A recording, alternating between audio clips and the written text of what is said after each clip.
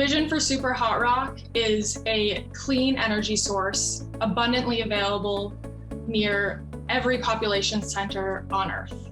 It's the energy we've been dreaming of. It is firm, available all the time. It is inexhaustible, and it is at scales that can unlock our carbon-free expectations for the energy sector. So Superhot rock is the mining of the Earth's heat. And to do that, we have to drill wells. We inject water, we run that water through the subsurface rocks, and then bring it back up to the surface in what's called a production well. From that production well, that hot resource goes through a turbine, spins the turbine, and creates electrons. I'm standing here on some 200 million year old granites. You can see that fractures cut through the granites, and these are the same kind of fractures that we would utilize for circulating water through in a superhot rock system. So you can begin to visualize what heat reservoir actually looks like at depth. The total heat content of the Earth is virtually limitless. So the big question is how do we harness this huge amount of energy just sits beneath our feet? Superhot rock's energy profile is unique within the renewable energy sector. It is firm. That means it is available all day, every day, 24 hours a day. That it's perfectly suited for the energy transition. It uses a lot of existing skills in the workforce in the US and globally. It doesn't have CO2 emissions.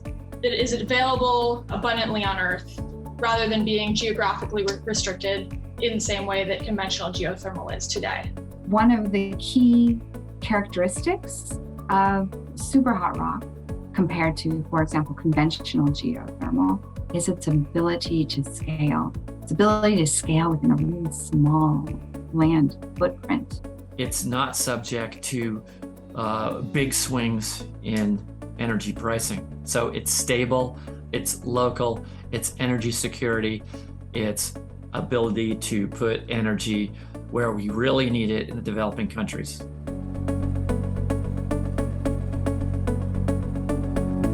The development of superhot rock energy will start in the places where the heat is shallow.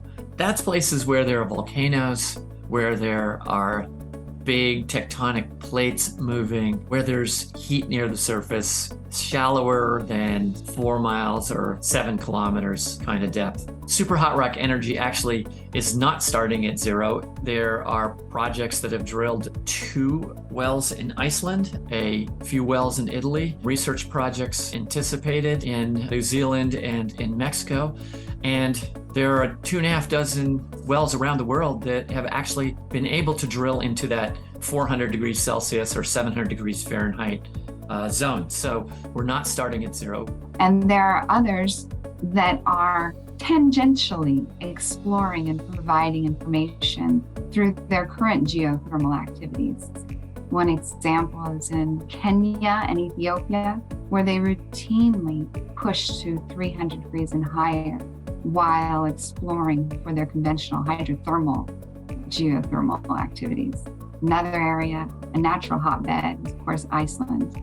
While they are pulling steam up that currently exists, the innovations that are coming from their superheated space are going to move this industry forward faster than any other.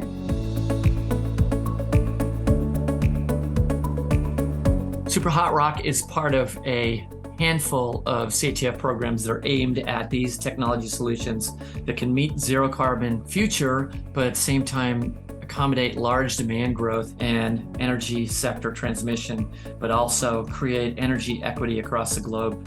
I see the future of superhot rock energy as being potentially transformative in our fight for climate change. The vision for Superhot rock is to provide an adequate, robust, safe, zero carbon energy source that doesn't make sacrifices in energy security, economic development, technology development. I can think of nothing else that parallels the potential of changing the world.